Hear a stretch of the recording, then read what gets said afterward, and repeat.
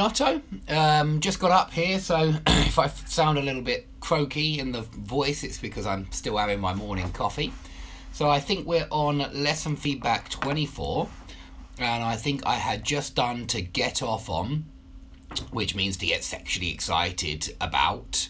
If you get excited about, like the character in Mindhunter, a shoe, a lady's shoe, then you get off on ladies' shoes. Or you get off on dressing up as a lady, if you're a transvestite. Or you could say that you get your rocks off on. When you dress up as a lady, you get your rocks off. It's normally used as an intransitive expression, that get your rocks off. It usually comes without an object. But yeah, you get sexually excited when you get your rocks off. I think that's a very visual one as well, so that's quite clear. The same as the next one, to cream your pants. It's clearly a very visual one. It literally means to climax. Yeah, I mean, be careful using that one. Only use it if you're around friends who don't mind you using sexually explicit vocabulary. So I think those ones are quite easy. To go down as in history means to remain famous for this particular reason historically. So if you normally use it with people, but you can use it with events as well. You can say this will go down as the deadliest attack in history, the deadliest terrorist attack perhaps in history, because there's been more blood spilt on this particular occasion. So you might say that the Twin Towers went down as the deadliest attack in history. But you can use it with people as well. You can say that Henry VIII went down as... what did he go down as? He went down as a king who married more women than any of the other kings in history. So you can certainly use it for people as well. He will go down as... So Muhammad Ali went down as one of the greatest boxers in history. Charles Dickens went down as an extremely talented writer.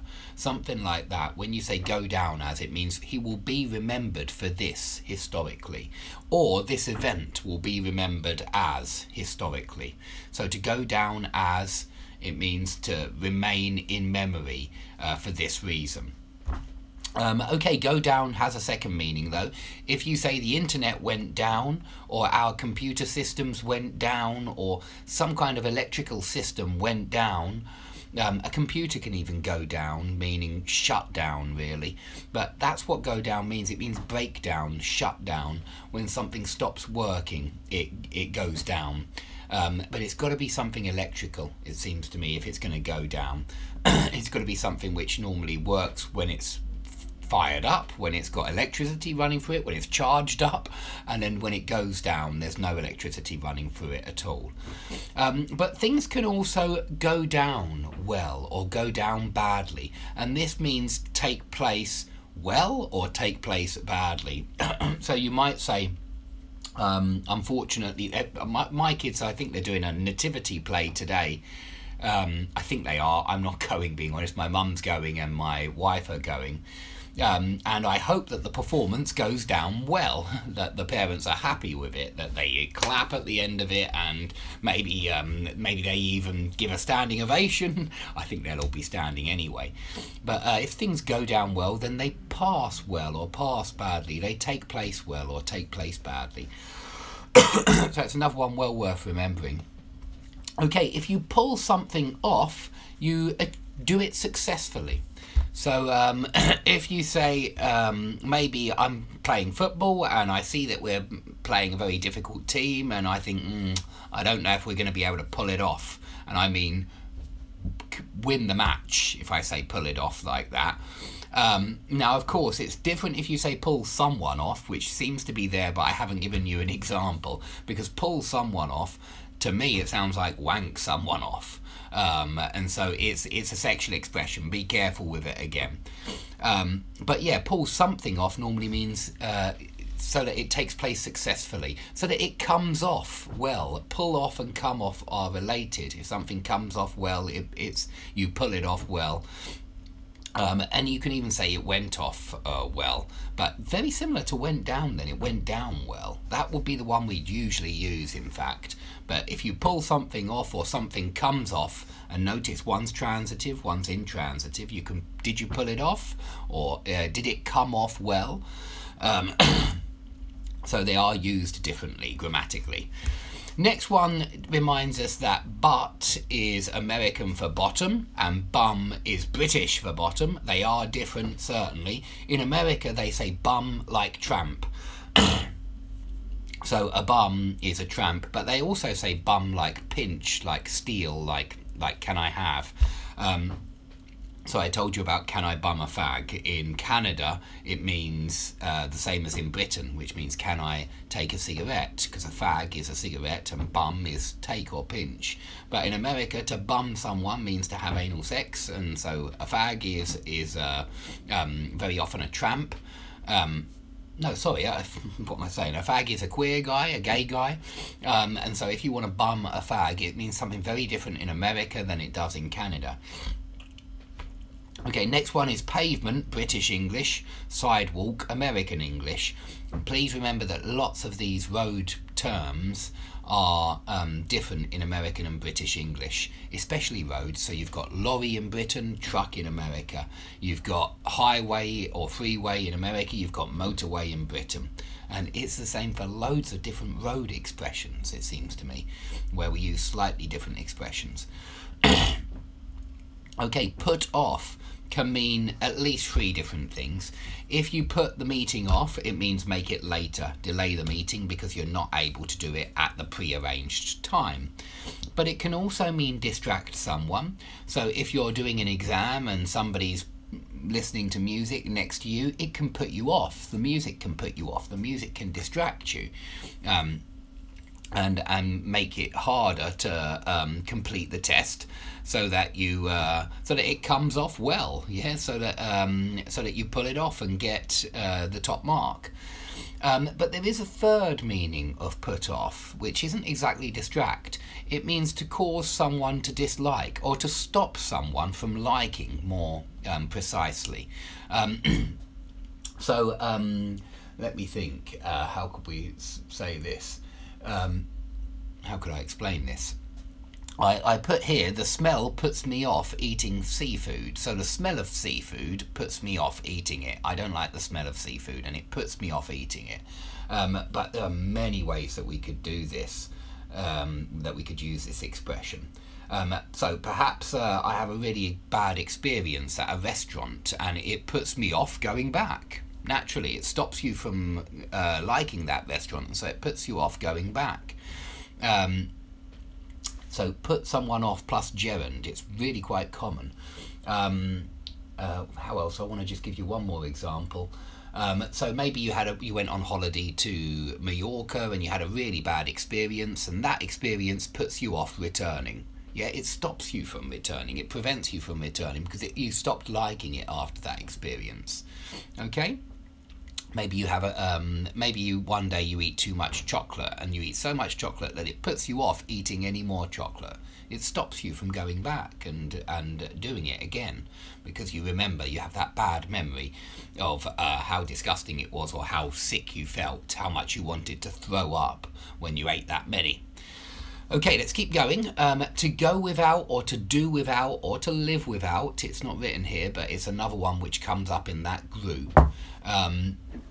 So if you can go without food for a day, it means you can fast. You can live without food for a day. You can do without food for a day. I actually think it's quite healthy, and I think that this is why many religions have a fasting period. I think virtually all religions do, and I think it's quite good for the metabolism to sometimes go without food for a period of time, or go without a lot of food or heavy food for a period of time. It's perhaps very good for you. So yeah, to go without, to do without, to live without, it means to survive without. And we very often say, I couldn't do without my iPhone, or I couldn't do without the internet, or I couldn't go without could be anything. I couldn't go without my nice warm coat, whatever it is. I couldn't live without a cup of coffee in the mornings. It helps me wake up, and I hope you can see that as the minutes go by, I am actually it's perking me up, the coffee. It's waking me up. Okay, the next one, to drop something off or to bring something round. If you drop something off somewhere, it means you just go and take it to that place and give it to that person who's there, or leave it in that place. That's all it means, leave it in that place. But it doesn't have to be objects, it could be people. So you can drop someone off at the airport, but you can also, I don't know, maybe I've got, maybe my brother left his jumper in my shed. I might call him and say, do you want me to drop that off later? I'm coming past your house later, I could drop it off. So it could be people or objects. And the same with bring something round. You wouldn't say bring someone round the airport. You can only bring someone round to your house. And if you bring some friends round, then you invite some friends to your house. And if I bring the jumper round, that means I'll pop over to my brother's house and bring the jumper and drop it off. So you can bring objects round as well. But remember that bring someone round, it might mean you put someone in your car and you bring him to your friend's house. Remember though, that only works with houses. It doesn't work with airports or anything like that. But you could bring some friends round when you pop over to see someone. But bring someone round can also mean wake someone up who is unconscious. If somebody is unconscious and you use smelling salts to bring them round, and they come round, they come to, and you can also say bring them to, that means that they wake up having passed out, having blacked out. You wake them up, you bring them round, and they become conscious again. Okay, a gold digger is simply a very pretty girl who is young and who finds a nice old guy who's on the verge of death, and she marries this person in order to inherit, in order to come into a great deal of money. She's looking to be handed down. Yes, she wants to be handed down the inheritance. And that's what a gold digger does, and that's why we call them gold diggers, because they're digging the grave and looking for gold. Okay, the next one is switch off. I think you know that one. Switch on and switch off, turn on and turn off. Easy one, don't think there's anything hard about that one. To shut down, I need to shut down Windows as it's been on for 4 days. So you can shut down something which is constantly used, like a computer. You can also, you can also say the computer went down, as we said earlier. But if you shut it down, then you actually turn it off. And so you can shut down Windows. You can even shut down the computer, but I think we'd normally say turn it off. Okay, to down tools. To have a walkout, to go on strike, all of these expressions mean to stop working because you're not satisfied with terms, conditions, salary, something about your job is really annoying you, and the whole group of workers, or you and all your colleagues, or at least a large proportion of them, decide not to go to work that day. And it's in order to apply pressure. It's so that the management feel under pressure and they perhaps give the workers what they want, maybe a higher salary or maybe something else if the workers are after, if they're chasing, if they want something else. So yeah, to down tools, to have a walkout, to go on strike. All of those would mean the same thing, that a group of workers stop working. Usually it's the teachers in this country. They've got a very strong trade union and they quite often go on strike when they're not happy about what's going on. Okay, to whine, to wail, to whinge, to moan, to groan, to grumble, to go on about, keep on about. I mean, all of these are complaints. And so you can use any of these. There are so many, we've got so many different synonyms for complain. I suppose English people love complaining, but we have a lot of different words for complain. So all of these really mean complain. Whine is better for little babies. Little babies whine when they go, That's the word we'd normally use for babies. Wail, I think we'd often use for babies as well, because it sounds like a real scream and a cry at the same time. Whinge, moan, groan, grumble, I think all of those we'd use for older people who are complaining. And so it's when adults moan and groan and grumble and whinge, when they complain. That's all they mean. Okay, an ailment, and to ail. An ailment is some kind of illness. And when we say, what ails thee, tell me what ails thee, what ails you, what's hurting you? Why are you injured? In what way are you injured? So, yeah, it's a very old-fashioned word, that ailment. It's not often that you hear that in TV shows or modern English, but it is a standard old-fashioned word. Okay, we've got to die down in terms of noise. If the noise dies down, then it gets quieter and quieter. The noise is petering out. The noise is tapering off. There are a few others that we could use for a reduction in noise. The noise trailed off. So you can also say the party died down. You don't need to say the noise, but any kind of commotion, any kind of loud, loud activity can die down. So a lot of different things can die down. Not to be confused with die out, which means go extinct. Yeah, or die off, which also means go extinct, but over a period of time. Die down just means quieten down, get quieter. So quite often used. The next one is water something down, which I hope you remember means dilute. Technically it means dilute. So I told you that I watered down my dad's whiskey when I was little. If we when we were teenagers, if we pinched some of the whiskey, if we poured ourselves a glass when nobody was looking, then we would fill it up again to the same level so that nobody knew we had drunk some, but we would water it down. We would fill the whiskey with water. But we can also use this metaphorically. And if you say that the exams have been watered down, it means they've been dumbed down, they've been made easier, they've been diluted in some kind of way. But I gave you the example as well of the Chinese have watered down communism.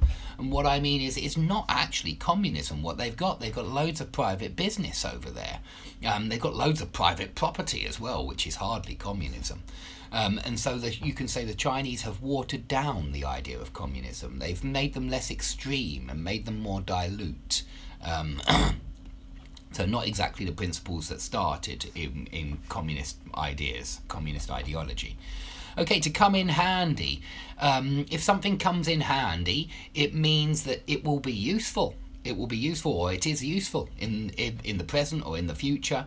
So I might say, I've got a lighter here, but I'm not a smoker anymore, but I'm going to keep it because it might come in handy. Yeah, one day it might come in handy. One day I might need a lighter. Maybe I want to light a candle or something like that. So it might come in handy. But I mean, anything we could say this about. I've got a load of screws and old screws and nails over there, and I keep them in a little box in case one day they come in handy. Okay, so that's all of lesson feedback 24. We're now going on to lesson feedback 25, and we start with a breakdown. Now, there can be a breakdown in communication, and that's the example I've given you. When there's a breakdown in communication, two people find it incredibly difficult to communicate. It may be something physical that's stopping you, like, I don't know, maybe a technical problem, an actual malfunction in the equipment. Maybe you're communicating through mobile telephones and one of your mobile phones stops working, and so there's a breakdown in communication. So it can be something physical, but it's very often used actually for something emotional. And what I mean is that two people find it very difficult to talk to each other because they're upset with each other. And so if you're husband and wife and you're having arguments, then there is a breakdown in communication and you find it very difficult to talk to each other. But so it could be a physical problem. I mean, particularly in war, perhaps there's a breakdown in communication because equipment has been destroyed. But most of the time nowadays you see this when two people, especially they're involved in a romantic relationship and they're not able to talk to one another anymore. That's very often when we'd say there's a breakdown in communication. But I suppose it's not only romance, actually. It could even be at work. If you find it very difficult to talk to your boss for one reason or another, then there's a breakdown in communication as well. So yeah, it just means that communication is not as easy as it used to be when there's a breakdown in communication. Something is hindering communication. Something is holding you back. Okay, the next one is the deeds. The deeds of a house. The deeds are the documents which show who is the owner of the property. And so when you buy a new house, you're supposed to get an official copy of the deeds. But I don't think I have an official copy of the deeds for this house. I think that I read that the mortgage lender keeps a copy of the deeds. He keeps, the bank, keeps the original document. I'm not sure. I need to perhaps find out more about that, but the deeds are the documents which show that who is the owner of the house. Okay, to snuggle up to and to cuddle up to are virtually identical. And this, I want you to remember to go up to, go over to, walk up to, walk over to, run up to, run over to, drive up to, drive over to, because this still means approach. Snuggle up to, snuggle over to. I don't see anything wrong with snuggle over to either. You will see it sometimes, but snuggle up to is more common. So when the cat gets really cold in this kind of weather, it's been snowing here recently, we had about that much snow, the cat runs inside this shed and jumps straight onto my lap to snuggle up to me because he's cold. He's really cold, and he knows that my lap is very warm because it's right next to a radiator which is up right by my legs, and so he snuggles up to me. But I mean, usually we use this about people, and we can say, you know, if you're a couple, you might say, I get cold at night and so I need to snuggle up to her. Yeah, you get cold under the covers, you snuggle up to someone. So remember snuggle up to and cuddle up to. They're quite useful. Next one, to refresh my memory. So if you've forgotten something, maybe you find it hard to remember something precisely, and so you read it again to refresh your memory. You read the material again. So I think we're doing these phrasal verbs, we're repeating them again in order to refresh your memory. Yeah, this is why I'm going through all of them, all your feedbacks, to refresh your memory about what some of these words mean. Okay, the next word is far-fetched. Should have a hyphen as far as I remember, so I'm going to put one in there. If a story is far-fetched, it's hard to believe. Far-fetched means incredible, unrealistic, unbelievable, implausible, unfeasible. So I think the plot of Elementary is incredibly far-fetched. In some episodes, it's just ridiculous what we're expected to believe, and it's impossible to believe certain points of the plot, so it's far-fetched. And when somebody tells you a story which is really far-fetched, you might say, come off it, I don't believe that, that's a load of rubbish, you're pulling my leg, you've got to be joking.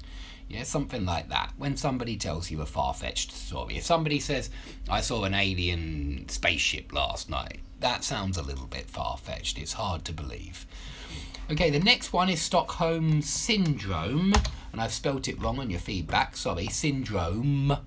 And Stockholm Syndrome is a very well-known psychological problem, I suppose, where the victim sympathises with the person who has kidnapped them or who has captured them, who has abducted them. And I'm not sure why it's called Stockholm Syndrome. I assume that it was discovered in Stockholm with some kind of terrorist attack, and there was a hostage situation where the hostages fell in love with, or at least sympathised with, their captors.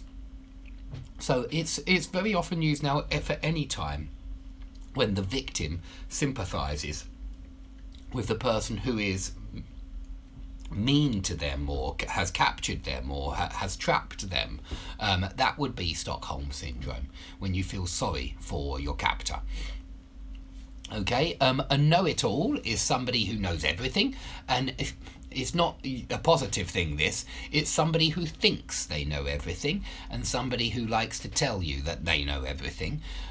So you could start talking about mathematics and they know everything. And then you start talking about language and they know it. They know it already. And then you start talking about baseball and they know it all. You know, it's that kind of person who, it doesn't matter what topic you bring up, they know everything about it already. And so they would be called a know-it-all. And again, it should have hyphens. I've given it hyphens in one box, but I haven't given it hyphens in the other box. And it needs hyphens because it's being brought all together as one noun. And that's why we use hyphens. When words are brought together to make one noun or one adjective, when you're trying to make a compound noun, you know, out of several words, then we use hyphens. Okay. A logician could infer an ocean from a drop of water. I've used it. A logician is a person who loves logic and enjoys using logic. A bit like a grammarian is a person who loves grammar and likes investigating grammar. So we are grammarians. Okay, next one is a flash drive, which is a memory stick, I think. As far as I know. I don't use this word very much, but I've got a few memory sticks around here, but I just can't see them at the moment. But you know what they are. They're the things which you store computer information on. So it's a place where you can save information which you've got on the computer. Pictures, essays, whatever it is, it doesn't matter. I can certainly save my this kind of material, my lesson feedbacks. I should save them on a hard drive, on a flash drive. Hard drive, I think, is more common. Hard drive is normally used for the big ones as well. The little sticks are often called memory sticks, but the big ones are usually called hard drives. Okay, the next one is cocky or self-assured. Cocky means self-confident, and it can, when we say that someone is cocky, it's possibly a little bit negative. Doesn't have to be. It could even be a little bit positive. So it's somewhere in the middle, but you could be using it negatively. If you say, I don't like him, he's so cocky, it means he's too self-confident then. If you say it like that, with that kind of intonation, it means he's too self-confident, like arrogant, verging on arrogant. But if you mean it in a good way, obviously there is a form of self-confidence which is positive. We would say assertive, yeah, instead of bossy. Bossy would be negative, assertive would be positive. And so this cocky, it could be used meaning assertive as well. And you should definitely notice that this is related to the word cock, yeah.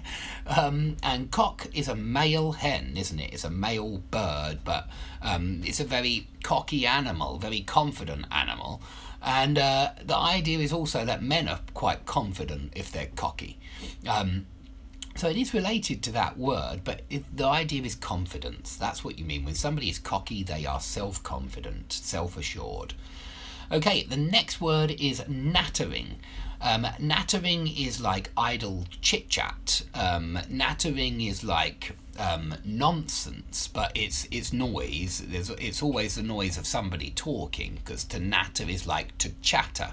But it does sound like meaningless chatter.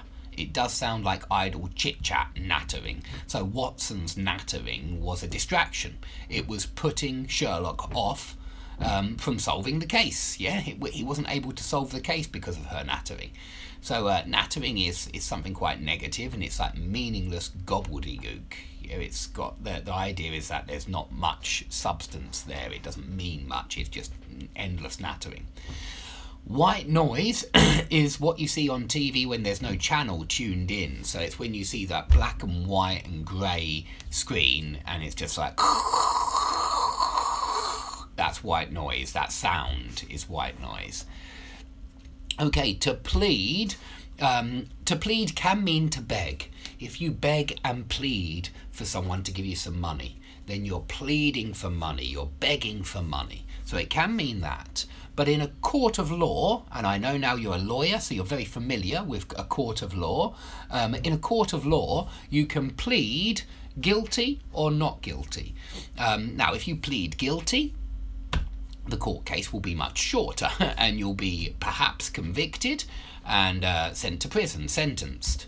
But if you plead not guilty, or if you make a plea of not guilty, then the court case will have to take a lot longer to find out if you're lying or telling the truth. But yeah, to plead, it does actually mean to beg, first of all, to beg and to plead. He pleaded with me for his freedom, something like that. Maybe you've got someone chained up in the basement, and they plead for their freedom. Next one, to grass someone up. It means to inform on someone. Now we've got rat on, snitch on, inform on, turn someone in, turn someone over to the authorities. There are actually loads of words here where you get someone in trouble because you grass them up. And the next words are rat on, inform on, snitch on. So you can see we've done a lot of those words already. That's all of number 25. Let's go on to the next one, which is number 26. Quite a few here. So, to show someone out or to see someone off. This means to take a guest who you have invited to your house to the front door and wave goodbye. It's you show them out or you see them off. You can also show someone in. If you hear the doorbell go, you might say to your brother, can you go and let that person in, show that person in? And it literally means allow them to come in and see the first part of your house. Show someone in. Okay, to put something in, I need to put my headphones in. I think I mean here I need to plug them in. So you put the end of the headphones into the hole. So you put them in, you plug them in. Very, very similar. Okay, sorry, I missed one here. To ask someone out on a date, or it could be to ask someone out on a date, not for a date. To ask someone out on a date, or to ask someone out, it could mean to ask someone for a fight. So if you say ask someone out and you're in a nightclub, if you do it to a girl, you're probably asking her out on a date. But if you do it to a guy, you'll probably want to fight outside. You're asking him out, right, outside now. That's the idea. When you ask someone out, you say, outside, you and me, now. So it's got those two meanings. Once again, it's quite an ambiguous phrasal verb. Okay, to usher in. Usher in means to bring in, to introduce, and it's very often used for an age or an epoch. You might say that this event, maybe Newton's writing of Principia Mathematica, ushered in a scientific revolution.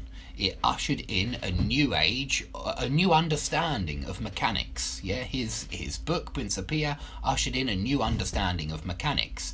You might say that his criticism of Descartes ushered in a new age.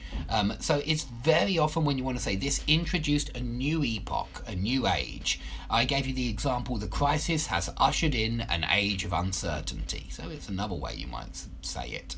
But yeah, it means to introduce, to bring in.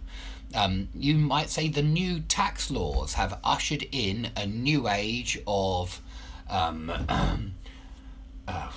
would new tax laws introduce? That they have ushered in a new age of heavy taxation or something like that. It's still a new age, that's the idea. So it's a good one, that one. I would certainly use it as often as you can. Okay, to cash in on, to capitalise on, to profit from. This is when you make money out of some kind of opportunity. So when opportunities open up, you want to cash in on those opportunities. I certainly do anyway. I don't know about you, but I would like to make a bit of money before I die. It would be nice to cash in on some opportunities. So I am waiting for opportunities to open up, to crop up, and yeah, I want to capitalise on those opportunities. Okay, to set in. It's when something unpleasant starts. So you can say a deep recession has set in, or something else, an epidemic has set in. Remember that we say set in very often for winter and for diseases.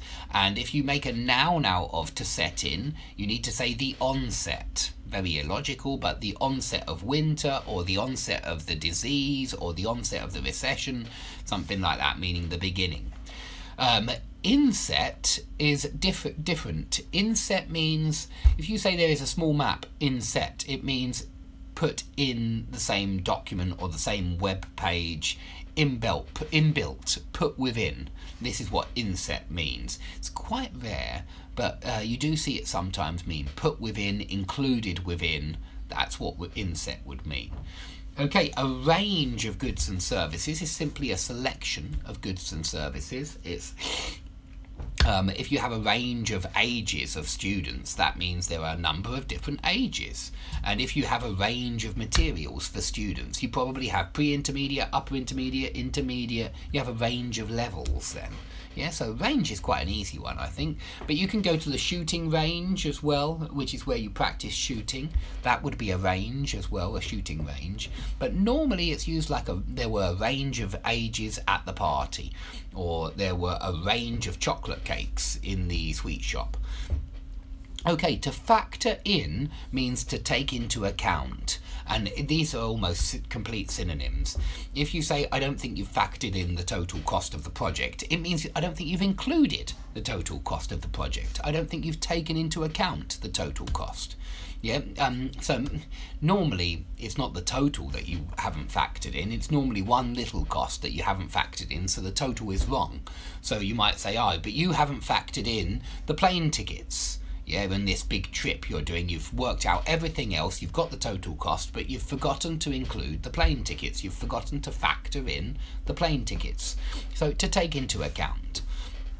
Okay, to fit in, it can mean to be comfortable in new surroundings. So if there's a pupil in my class and he doesn't seem to fit in, it means he finds it hard to get on with the other students in the class. He seems to stick out like a sore thumb, and he finds it hard to get on with everybody else, so he doesn't really fit in. It's when you just don't really belong, or somebody doesn't really belong in that group, then they don't fit in. And it's normally because of personality. I mean, if someone's really, really shy, they might not be able to fit in. But it could be something else as well. But normally it's the person's personality doesn't suit or isn't compatible with the other people's personalities. So yeah, that person doesn't fit in. Okay, we've got to stick out like a sore thumb. I hope you remember in Mindhunter when he went dressed to that nightclub as an FBI agent. He had the shirt, the jacket, the tie, and she said, I think the girl said, you stick out like a sore thumb. He certainly did, because everybody else was wearing groovy clothes from the 1960s or 1970s, and he wasn't at all. He was wearing clothes like a policeman.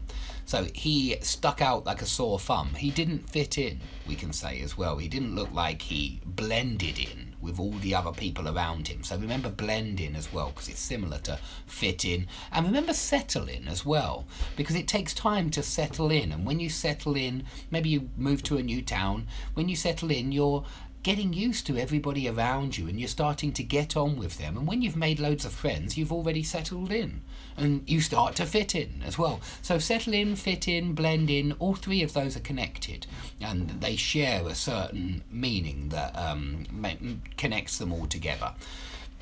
Okay, to weep is an old-fashioned way of saying to cry. You'll certainly see it in old poetry, old literature, but you don't hear people very often using it in everyday speech. But it is a synonym of cry. To weep, to wail earlier we had like complain, but weep, cry, they both mean that tears are coming out of your eyes.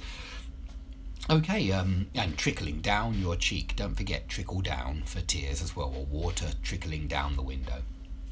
Okay, to build up. It can mean to increase in number. It could also mean to increase in uncountable number. You know, you could say countable like troops are building up on the border and troops are countable. But you could say rage was building up inside of me.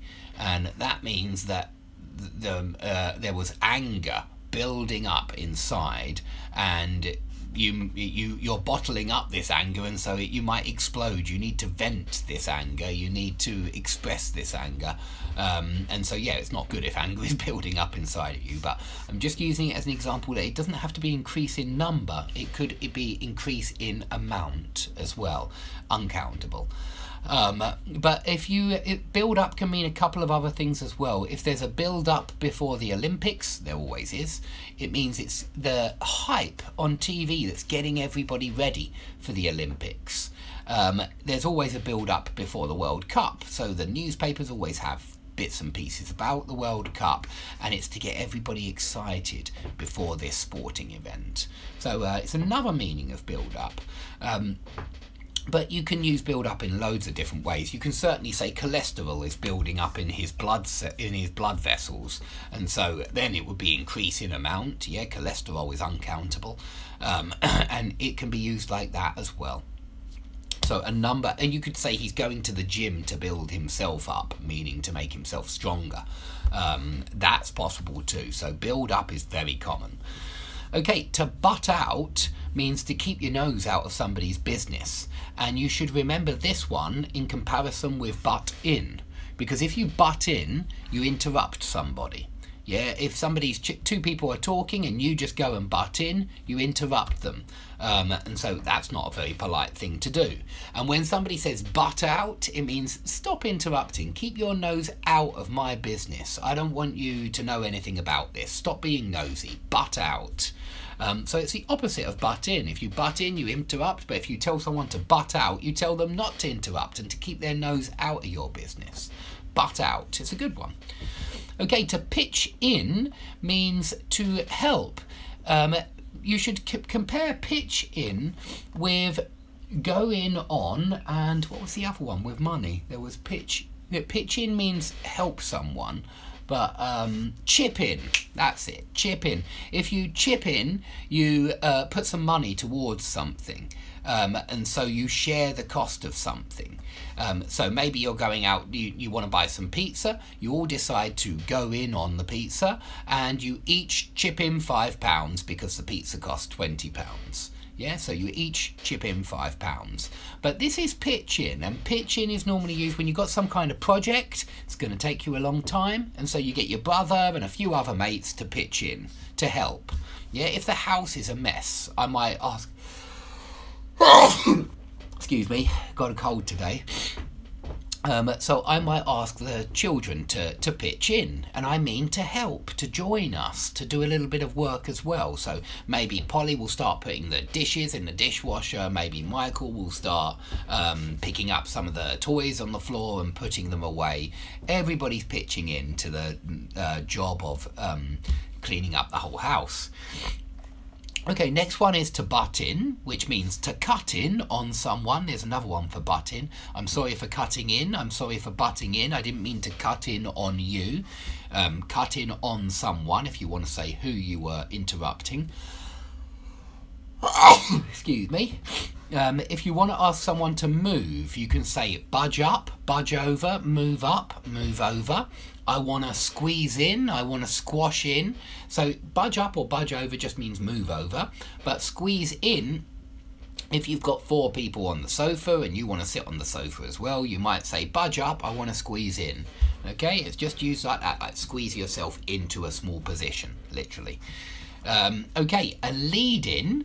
A lead-in is the introduction in a presentation. You might use a certain example or a certain poem or something like that as a lead-in, and it means to introduce your topic. You use this as a lead-in.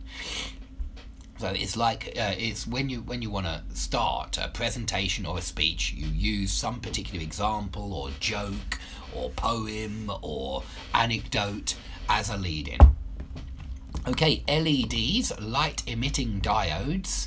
I think we all know what LEDs are. You can see them on the equipment all around you. So I've got a speaker down here and there's a little light on, and it's an LED light, I'm sure. I've got a TV here with an LED light on, I'm sure. And they're supposed to be quite energy efficient in comparison to some of the other bulbs. And so a lot of people like these LEDs. But you can buy them in packets of hundreds. They're very, very cheap, and they're just little tiny lights. They're diodes which emit light. So light emitting diodes. They're diodes which give off light. Don't forget, give off is emit, and so diodes give off light. Okay, a LED. Yeah, sometimes they call LEDs LEDs. Some people call them LEDs. I don't. I call them LEDs because it's light emitting diode. But some people will call them LEDs. Lead, the element on the periodic table, on Mendeleev's table, lead is Pb, plumber. Yeah, in Latin, I imagine, plumber. My dad was a plumber, and I know that the reason they call plumbers plumbers is because the pipes that they used in water systems were made of lead. They were made of this poisonous metal. Now, nowadays they're made of copper, they're not made of lead, and it's because lead has been proven to send people crazy, right? If you have lead poisoning, you can actually go crazy. And they've tried to reduce the amount of lead in petrol as well, so you have unleaded petrol. And it's because lead is considered a heavy metal and it's poisonous. It's quite unreactive. It will stay in the body for a long time and cause problems. Okay, a diode is an electrical component which will only allow current to travel in one direction, and it won't allow current to travel in the reverse direction. So a diode, and an LED is a type of diode. It also only allows current to go one direction and not the opposite direction. But a diode is used to make a bridge, a rectifier, which will change AC to DC. So if you want to use your some kind of devices usually require DC, direct current. But the electricity which you get from your socket is AC, it's alternating current. So you will need a full wave bridge rectifier, which is simply 4 diodes placed in a certain configuration so that they rectify the alternating current signal, so that the whole signal becomes a direct current. Basically they change AC into DC, but they change the wave of the alternating current so that it's just a flat DC charge. So you're changing AC into DC with diodes, with 4 diodes that make a full bridge rectifier. Okay, next one is fairly or quite, which just means if you say the meeting was fairly informal, it means it was so-so, pretty informal, quite informal. It means not very, which would be at the extreme end, and not 50-50, but I'd say about 60% personally. 60 or 70% is fairly or quite. So if you say he was fairly good at football, it means not bad, not average, but not amazing.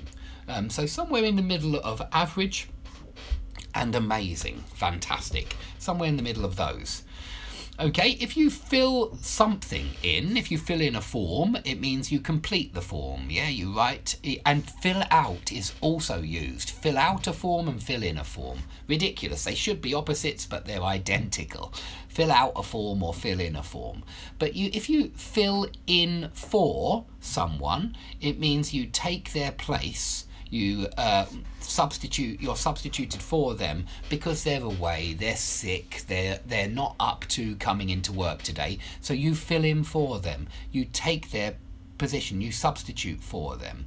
Okay, so if you're not able to go into work, you might call a colleague so that somebody can fill in for you. However, there's another meaning here, fill someone in on, which is actually the one which is on this feedback, but I just wanted to remind you of fill a form in, fill a form out, and fill in for someone when you take their place. There are some other synonyms for fill in for, and some of them are phrasal verbs. Cover for someone, act as a stand-in for someone, so you can stand in for someone, you can cover for someone. All of those mean fill in for someone. It means take over from someone's job. You take over their responsibilities, you take on their duties, you take on their responsibilities for that day. So yeah, quite a few for fill in for, cover for, step in for, that could also be used, step in for.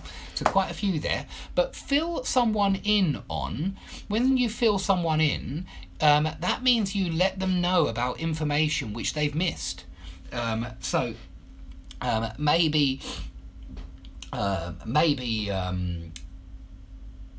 somebody didn't get my email about the Christmas holiday that I'm going on. I'm going to Moscow in a few days. Maybe somebody didn't get the email, and so I have to fill them in when we have a class. Otherwise they won't know. I have to fill them in. So fill someone in, it means inform. Inform someone. Fill someone in.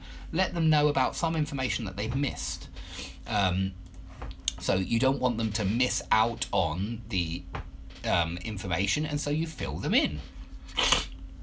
And you use the on, you fill them in, no object, or you fill them in on the trip to Moscow. So fill someone in on plus object. Okay, next one's very similar to fill someone in, to keep someone abreast of, to keep someone informed. So I sent everyone an email about Moscow to keep everyone abreast of what's going on, to keep everyone informed, to fill them in on my trip. So very, very similar there. Okay, to set time aside, to put time aside, to put something by, to set something by. This is set aside and put aside are very often used with time. I think set by and put by are very often used with money. There's one way of remembering those ones. By for money and aside for time. But you might see them both used in the other way. But I think set by and put by for money is more common. Set aside and put aside for time is more common. So you might need to set aside some more free time to learn all these phrasal verbs. Something like that. Okay, to free up some time means to make some time available. So it means to make time which wasn't available before, which was busy with all of your duties, your tasks, your errands that you need to run. Perhaps you cancel some of those errands so that you can free up some time. So if I want to have a Russian lesson, I'm trying to have Russian lessons every week, and I have managed it for about a couple of months now, but very often I need to free up some time. Usually I don't actually. Usually the somebody calls off a class and then they have freed up some of my time, and I can just get in touch and have a lesson like that. But if it's on a Saturday or Sunday, I might have to free up some time by cancelling some other arrangement, calling something off. Okay, we've got set by and put by now, and I just said set aside and put aside we normally use for time. Although put aside you could use for money as well, definitely. But set by and put by are very often with money. I'm setting by some money each week for a holiday. So here it's like saving up. I'm saving up some money each week for a holiday. Very, very similar. Setting by some money. So we give kids pocket money in the UK. Everybody does it. Nobody does it in Russia.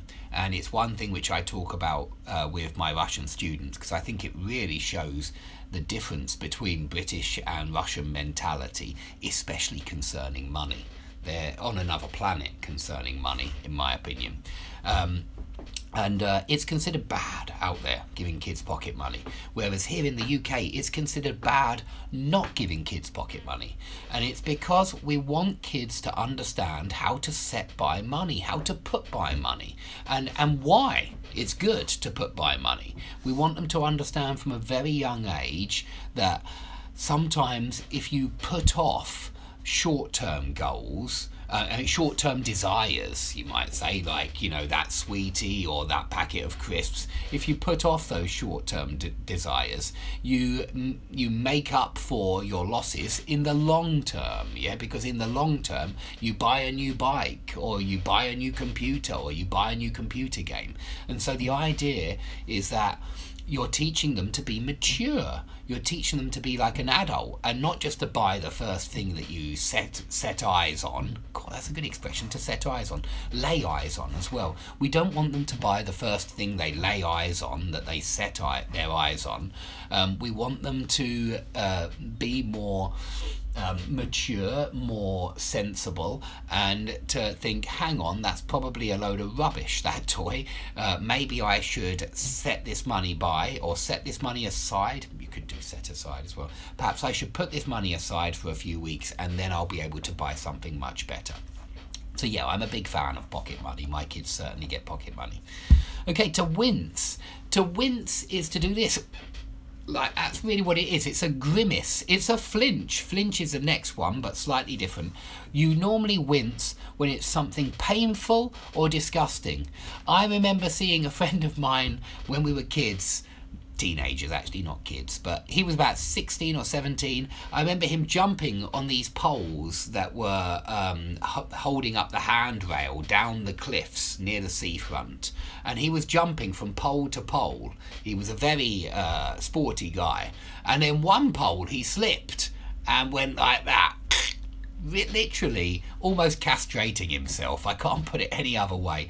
And we all saw this happen, all of his friends, and everybody winced. Christ, yeah, everybody's like, oh, it was the most painful thing I have ever seen anybody do to themselves. And of course, he did do himself some damage. He ruptured his urethra, which I'm sure your brother, the urologist, will tell you. Your urethra is your piss pipe in everyday English. Piss pipe, the pipe you piss out of. And he ruptured that particular pipe, and it meant that he was pissing blood straight away after this particular accident. And I remember it was just before we went to university, so he must have been 18 because he has a birthday in September. And so he had to go to university wearing a catheter bag. I think you understand what a catheter bag is. If you don't, ask your brother, he certainly knows what it is. But we made fun of him for this. I remember still sending him letters, because this was before the days of email. I remember sending a letter to him from a friend of mine as well, and we drew pictures of him making fun of him.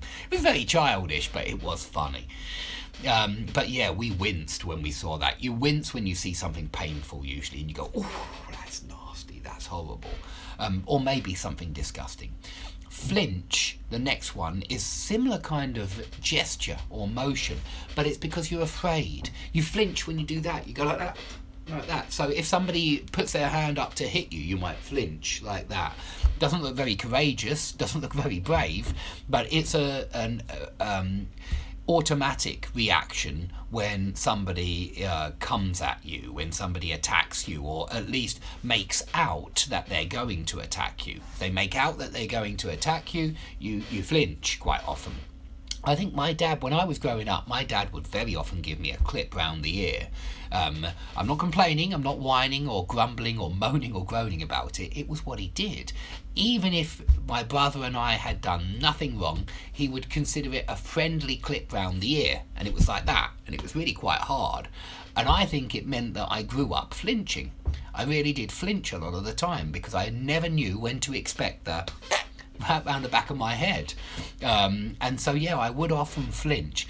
I'm sure that somebody had done it to him when he was younger. Some adult had just come in and done that all the time. Now, I've stopped this being passed down the generations because I don't do it to Michael or Polly. I just don't want to grow up flinching all the time. But I think that one of the reasons that I flinch sometimes is because I very often got what my dad would call a clip round the ear. A clip round the ear was actually a whack round the back of the head. But John had exactly the same thing as well. Of course, he did it to both of us. We were twins. Okay, to be on someone's tail means to be chasing someone, and it means to be very, very close to them. So you are closing in on them, you are homing in on them, you are zeroing in on them. They're all worth remembering here. You are gaining on them as well. If you're getting closer and closer, you're gaining on them, you're closing in on them for sure. And you could even say you are bearing down on them if you're on someone's tail. You're bearing down on them. But bearing down on it sounds threatening as well. If you're on someone's tail, it may not be threatening, but it usually is. But the police are usually on your tail, yeah, and they're bearing down on you, they're threatening you. And so if they are doing that, if they are closing in on you, you need to shake them off. To shake them off, to get rid of them, to shake them off your tail, you can say as well, or just to shake them off. To shake someone off, it doesn't mean to pull someone off. It means to get rid of them when they're chasing you, when they're on your tail. Okay, to brush someone off. It means, I think this is a very visual one. I always think it is. Firstly, think of the picture of somebody having some dirty things here. It could be anything. It could be powder. It could be something solid, not really something liquid, but if maybe some dirt has fallen down, here's some dust, maybe you've gone in a dusty room and you brush it off like it's nothing. You do that like it's nothing at all. And you can do this with people. If people ask you for something, you can just brush them off, and it means don't give them what they want, but just get rid of them. Just brush them off and treat them as unimportant.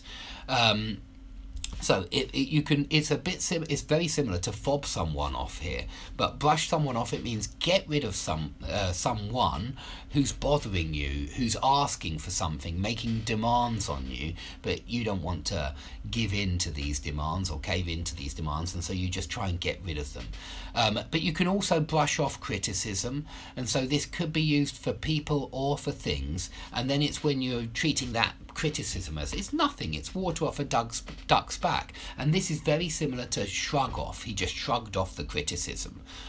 So brush off and shrug off could be used as synonyms, but you can't shrug someone off. You can shrug something off, but you can't shrug someone off. You can brush someone off and you can brush something off.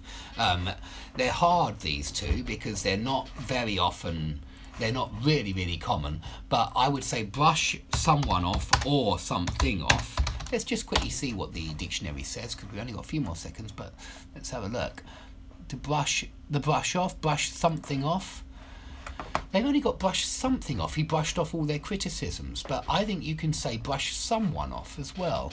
Ah, here we go, brush somebody or something off. Yeah, to remove dust or dirt or something by using your hands or a brush. He brushed the snow off his coat, but you can use it in a metaphorical way to mean to get rid of someone who's brush off someone or something. Let's try that one. Yeah, to refuse to consider what someone says, to refuse to consider that it's important, to think of it as just it's not important. He brushed him off. Like get rid of someone because you consider their point unimportant. So the committee chairman brushed her off when she tried to raise the issue. So you can brush someone or something off, but you can only shrug something off. But that's the same as brush something off. Treat something as unimportant, as not worth your attention.